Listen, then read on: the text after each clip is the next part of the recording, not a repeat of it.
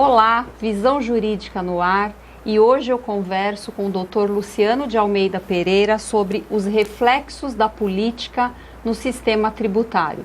O Dr. Luciano é graduado pela Faculdade de São Francisco, é mestre e doutorando em Direito Tributário pela PUC de São Paulo, é conselheiro julgador efetivo da Terceira Câmara do Conselho Municipal de Tributos de São Paulo, é professor de Direito Tributário nos cursos de pós-graduação da PUC de São Paulo e do IBET, professor de Direito Tributário e Constitucional do curso FMB, professor de Direito Financeiro da Escola Fazendária do Tribunal de Contas do município de São Paulo, professor de Direito Tributário das Faculdades das Américas e um excelente advogado tributarista em São Paulo e também em Guarulhos.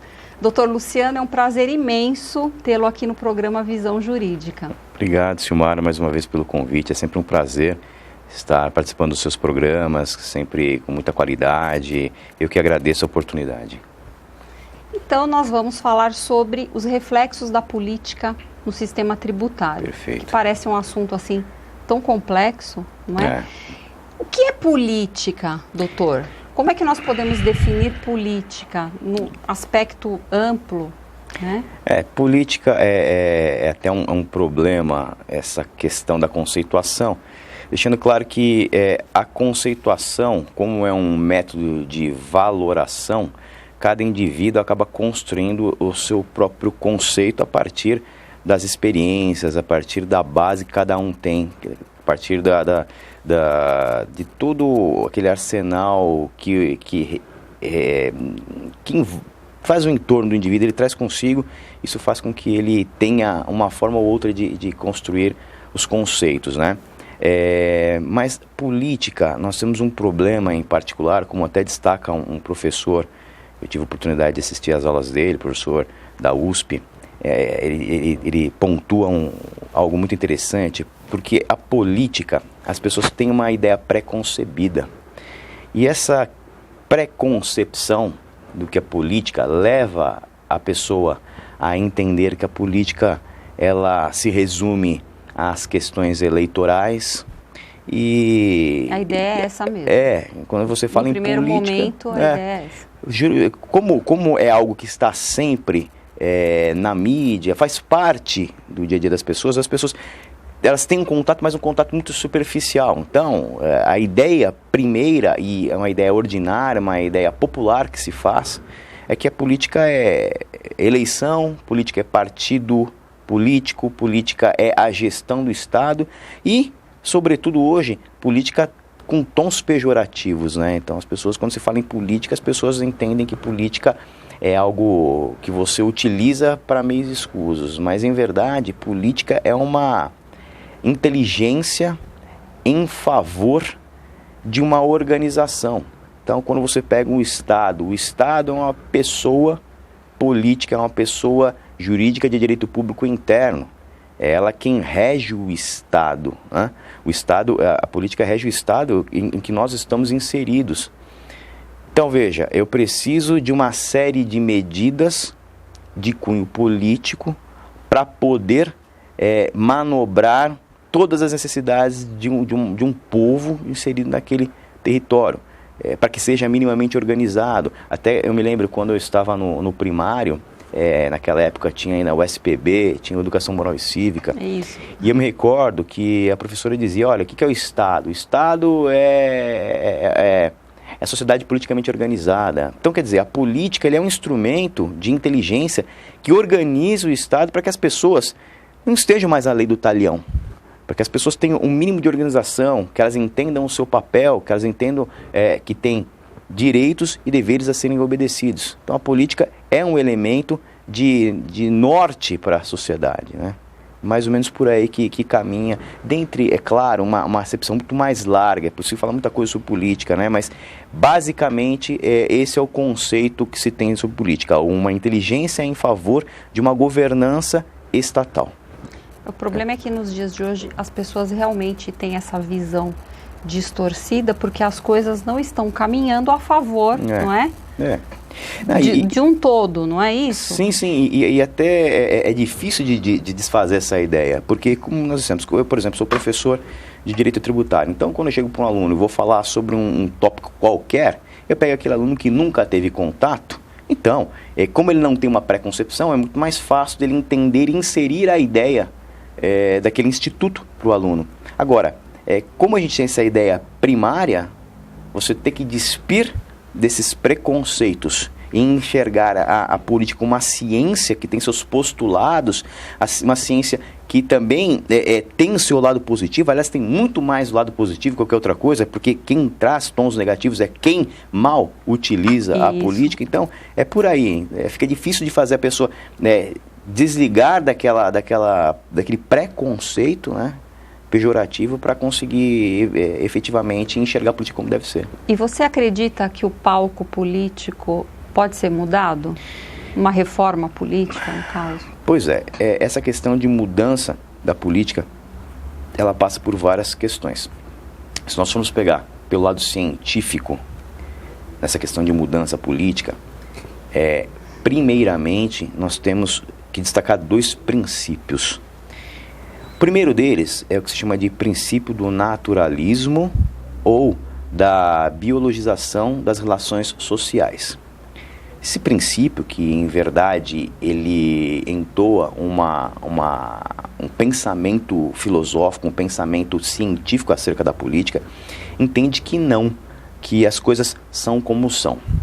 Então, o Estado, ele é naturalmente daquela forma, e ele vai sempre ser daquela forma, ele vai mudar um pouco de um local para outro estado, que eu me refiro, evidentemente, à nação, o estado lato sensu, não estou falando de estado-membro, né? Então, culturalmente, o estado Brasil é diferente do estado Afeganistão, que é diferente da França, por uma questão cultural, mas eles tendem a andar da mesma forma, as pessoas se agrupam da mesma forma, pelos mesmos motivos, porque seria uma tendência natural. Essa teoria tem sido duramente criticada porque seria minimizar o papel do homem, que é um ser pensante. É verdade que existem sistemas que são pré-programados, naturalmente pré-programados, que eles tendem a funcionar de uma forma, funcionam de uma forma e onde quer que seja, funcionarão da mesma forma. Uma colmeia, por exemplo, sempre vai ter abelha rainha, sempre vai funcionar daquela mesma forma. Porque é um sistema natural. Instinto, né? Instinto. Né? Então vai sempre funcionar daquela forma. Quando você traz essa ideia, daí porque o naturalismo, né, que eles falam, traz para o sistema social, onde que nós temos as pessoas inseridas, seres pensantes, e a política ela tem que estar ali para poder satisfazer as diversas formas de pensar, os diversos desejos, já que somos todos seres desejantes. Essa questão do naturalismo, ela meio que cai por terra. Então, vige o princípio da contingência. O princípio da contingência diz, basicamente, que as coisas são como são, mas podem ser mudadas. Então, existe todo um ritmo natural das coisas, ainda que não esteja falando em natureza. Por exemplo, o sistema político é um sistema artificial, criado pelo homem. As coisas são como são, mas não é porque são como são que tem que ser sempre desta forma. Eu posso modificar. Haja vista... Ainda bem, né? Haja vista a época do militarismo. Veja, nós tínhamos, quando o poder militar era presente e governava o país, ele tinha uma forma de governar e as coisas eram como eram porque era o poder vigente. Até que o povo não quis mais. Então as coisas são como são, mas em razão da contingência eu posso modificar. Então, é claro, o palco político ele se posta de uma forma... porque é daquela forma que está desenhado todo o sistema político constitucional. Agora, é evidente que eu posso fazer essas modificações, mas para isso eu tenho que ter vontade política, eu preciso ter interesse, eu preciso fazer um trabalho, sobretudo constitucional, muito bem feito. Posso mudar, mas não é simples a mudança. Ainda mais nos dias de hoje, Sem aqui no dúvida. Brasil... Situação bem complicada, né? Bem complicada. Eu até acho que nós estamos num momento de modificações. Agora, essas modificações que nós temos apresentado, não sei se é suficiente, entendo que não, para modificar o palco por completo, para ter uma ruptura como nós tivemos na época da ditadura, para trazer uma democracia. Essa ruptura seria uma ruptura partidária. O que nós temos, em verdade, é quase que hoje, um absolutismo. A ideia de absolutismo na Idade Média, que era o poder concentrado. Era o poder concentrado, né? Na mão do soberano. Aí vem Montesquieu, que se inspirou em John Locke, que por sua vez se inspirou em Aristóteles, e tripartiu a função do poder em administrativo, executivo e judiciário. Para quê? Justamente para que o exercício do poder fosse espraiado, para que ninguém detivesse o poder. Quando você coloca... Poder total. Poder total, absoluto, né? Exatamente. Então, o problema é assim, você tem o nosso antigo presidente, o Lula, que ficou por 2 mandatos, que equivale a 8 anos. Perfeito? Ele não poderia mais se reeleger, mas quem é eleita? Dilma, que é reeleita novamente. Então, 8. São 2 candidatos do PT. Então, eu não tenho um absolutismo pessoal, se eu considerar a pessoa física, mas você tem um absolutismo partidário. Se o partido político diz, além da que assim funciona, na prática não é bem assim, ele defende uma ideologia, implica dizer que nós estamos há 16 anos, não é? Sendo regidos pela mesma ideologia. E mais, notem que os tribunais superiores, os ministros, são indicados pelo presidente. Então chega no momento em que você tem o poder judiciário e o poder executivo que tem a mesma toada, porque a maioria da bancada do STF provém da indicação do PT. Você tem o PT há 16 anos, vai fazer 16 anos no poder se nada de diferente acontecer. E aí nós temos ainda o Congresso, enfim, a depender de quem tiver no Congresso, nós temos PT de cabo a rabo, ou seja, voltou ao absolutismo. Então são coisas que precisavam ser pensadas. É verdade que talvez os partidos que têm condições de vencer uma eleição, por exemplo, o PSDB, que é um partido grande também, talvez não vá mudar a situação prática. Mas a ruptura é importante. Não é que é importante, ela é indispensável. Porque nós estamos retrocedendo na história. Nós já vimos isso. Isso é uma receita que não dá certo. Inclusive, o político, ele, sempre pretende a reeleição. É claro. Então, se tornam políticos profissionais. Políticos profissionais, exatamente. E o problema é que ele visa sempre isso. Porque... E o manuseio equivocado do poder, por intermédio da política, ele começa a se infiltrar em todos os poderes. Quando a gente para perceber, nós estamos novamente no absolutismo. Absolutismo PT. Meu modo de ver. Então isso é um problema que precisava ser visto pela população. O povo brasileiro precisava ser um pouco mais politizado. A forma de politizar o povo é dando cultura. Veja, não tem mais o SPB, não tem mais educação moral e cívica. Eu creio que o sofrimento vai politizar.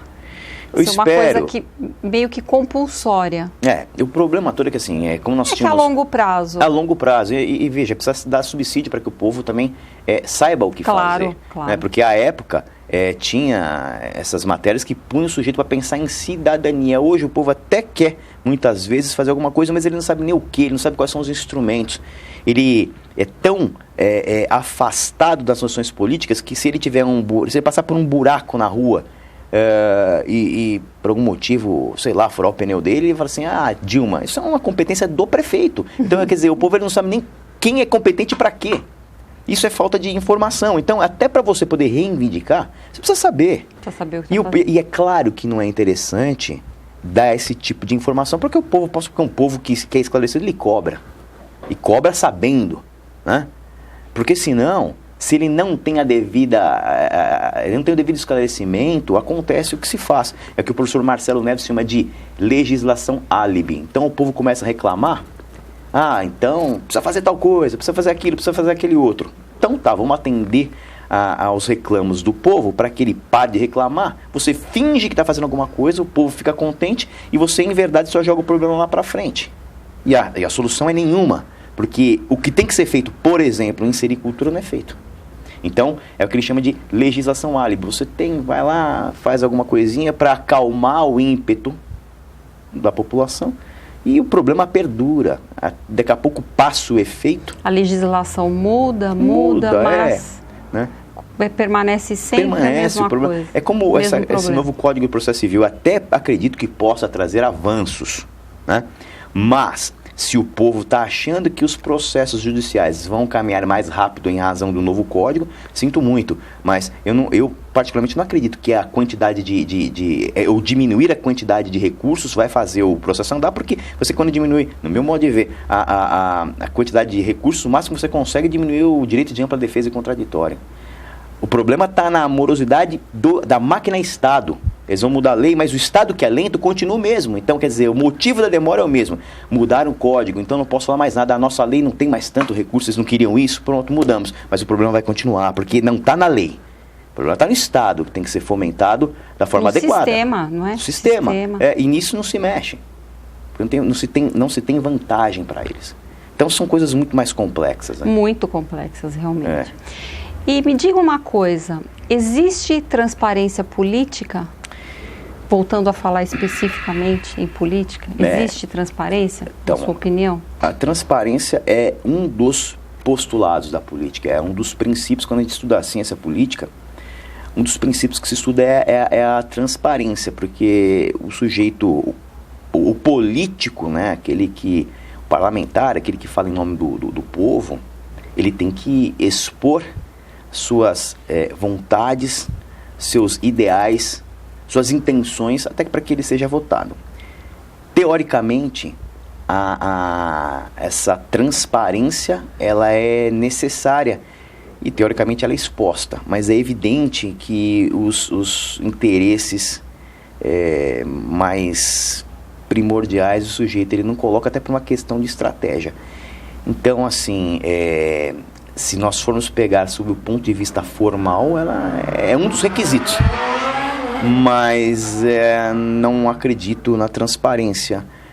Eu acho que transparência talvez eu tenha em termos formais, como eu havia dito. Quando o sujeito, por exemplo, assume o governo, ele assume o mandato, ele tem que colocar o seu plano plurianual, que diz respeito a todo o projeto de gestão dele. Tanto assim que as leis de diretrizes orçamentárias, as leis orçamentárias anuais que vão dar conta de previsão de recebimento e de gasto de dinheiro público, partem do PPA, do Plano Plurianual, que é onde mais ou menos ele prevê aquilo que ele quer fazer. Então, se eu considerar que direito público tem que estar tudo na lei e eu tenho que fazer um plano de governo, ele tem que ser transparente nesse sentido. Mas a verdadeira transparência política, eu acho ela utópica. Eu acho que nós não temos, nós não alcançamos. Atualmente. Sobretudo atualmente. Teoricamente, sim, né? Mas olha, eu gosto muito de história. Eu estive estudando história do Brasil por absoluta vontade e curiosidade. A história fora dos bancos escolares. E eu posso dizer que nunca tivemos uma gestão assim... Então é absolutamente teórica mesmo. Eu acho, honestamente, que a nossa política é cultural. Sempre foi do jeito que a gente está aqui. Só muda o contexto histórico. Mas eu não, honestamente, olhando a história do Brasil, eu acho, assim, eu tinha até alguns ídolos, até eu me informar um pouco mais. Então, eu fui perdendo um pouco do encanto com alguns personagens da história, infelizmente. Eu acho que essa transparência nunca teve, eu acho que a gestão sempre foi muito confusa, no meu ponto de vista. Infelizmente, né? E a política, como é que ela influencia no sistema tributário? Que é o nosso tema hoje. São instrumentos que andam de mãos dadas. O tributo e a política. O tributo, embora seja uma figura jurídica, ele tem uma importância vital na política, né? e vice-versa. Então, o tributo, só para que nós possamos ter uma noção, a forma de levar, assim, são 3 formas de levar dinheiro para o cofre público, são receitas, né? A gente em direito financeiro chama de receita. São as receitas originárias, que provém da exploração do patrimônio do patrimônio público ou prestação de serviço público. O próprio Estado presta serviço, cobra por isso, e entra dinheiro no cofre público. As receitas transferidas, quando um ente político transfere dinheiro para outro, e aí pode ter uma origem tributária ou não tributária, e as receitas derivadas, que vêm da exploração do patrimônio do particular. E aí nós destacamos as multas e os tributos. Então, quer dizer, o tributo, ele tem essa função de levar dinheiro para o cofre público. Como a política é uma inteligência posta à disposição da sociedade, a depender da necessidade, ela vai reclamar uma postura ou outra do sistema tributário. Então, a política econômica estando, por exemplo, com problema, ela pode tanto aumentar como diminuir a carga tributária. Ela vai reger o sistema tributário dentro daquilo que é possível constitucionalmente, de acordo com a necessidade política do país naquele momento. Então, ela tem uma interferência, assim, direta, assim como o tributo também tem uma interferência direta na política, né? Como que o tributo influencia a política? Agora invertendo. Eu acho que a questão é concomitante. Na medida que um reclama a presença do outro, o outro reclama do um. Então, por exemplo, vou dar um exemplo de política econômica. Me recordo que em 2008 eu dava aula numa faculdade, né, que não leciono mais agora, e até passava esse exemplo, foi muito bom na época para poder exemplificar para os alunos. Nós tivemos um problema de economia mundial, teve um problema, aquela crise econômica dos Estados Unidos refletiu no mundo todo, começou a chegar no Brasil. E me recordo, na ocasião, que as indústrias automobilísticas estavam com problema, porque elas não conseguiam vender. Elas não conseguiam vender, e você, quando tem um mercado desaquecido, o efeito ele é cascata, porque você, se não vende, você começa a ter carro parado. Você tem mão de obra que você tem matéria-prima que você comprou e está empatada. Então você não consegue fazer aquele capital de giro. Você tem mão de obra parada, você não tem como pagar o cara, começa a ter desemprego. Se você tem desemprego, aqueles tributos que são incidentes sobre a folha de salário deixam de ser recolhidos. Se você não vende, você não tem IPI, você não tem ICMS, começa a voltar dinheiro no cofre público, isso é um problema. Então, naquela ocasião, o governo olhou para o IPI. Os tributos, eles têm caráter eles têm função fiscal e alguns extrafiscal. Função fiscal todo tributo tem, que é levar dinheiro para o cofre público. Alguns outros, além do caráter fiscal, reúnem também o caráter extrafiscal, que é servir como um instrumento de manobra econômica, de manobra política. Porque diante de uma situação emergencial, você consegue manobrar aquele tributo, você consegue mexer na carga tributária para que ele possa, então, servir como um instrumento político-econômico. Naquela ocasião, o que eles fizeram? Eles diminuíram a alíquota do IPI. Então, aquele carro que custava, por exemplo, 30 mil, passa a custar 20 mil, e aquele sujeito fala, bom, embora eu esteja em crise, 20 mil é uma oportunidade. E aí começou a fomentar... Estimula o consumo, né? Estimula o consumo. Você deixa de recolher aquele tanto que você recolheu de IPI, mas você continua vendendo. Então você recolhe ICMS, você não deixa de recolher os tributos incidentes sobre a folha de salário, porque o sujeito não foi mandado embora, você não tem um problema social de desemprego. Então, perceba que o tributo ele é um instrumento que vai manobrando a política. Agora, há pouco tempo, nós tivemos também aquela questão do carro importado. O carro importado de nível médio, digamos assim, estava com um preço muito próximo do carro brasileiro, carro nacional de luxo, digamos assim. Então, eles, mais uma vez, pegaram dois tributos de caráter extrafiscal, o imposto de importação do carro importado, e jogaram a alíquota lá para cima. E o IPI do nacional eles diminuíram. Então, eles criaram um hiato entre um e outro. Então, aquele que estava próximo, ele já não compra mais o carro importado. Então eles usaram o tributo como um instrumento político-econômico. E a política é isso. A política ela é um instrumento presente na economia, na sociedade, na educação, na saúde pública. Perceba então que ele está intimamente ligado ao tributo, economia, política, sociedade, tudo isso. Então é possível uma reforma no sistema tributário em termos políticos? Honestamente, entendo que não. Embora a possibilidade de mudança de postura. E eu explico por que não. O sistema tributário está tudo desenhado na Constituição Federal. Certo. Né? Direito público, tudo que você faz em direito tributário tem que ser por intermédio de lei, e o rigor é muito grande, consoante a própria Constituição determina.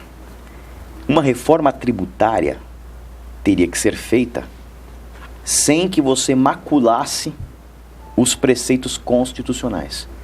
Honestamente, eu não vejo a menor possibilidade de nós fazermos uma modificação sistêmica sem que eu agrida os princípios tributários constitucionais, a repartição de receitas, que é muito importante, essas coisas todas. Então eu acho muito difícil. Eu até peguei um anteprojeto último que saiu. Eu honestamente não vejo a menor possibilidade daquele projeto ser aprovado, ou se aprovado não ser inconstitucional.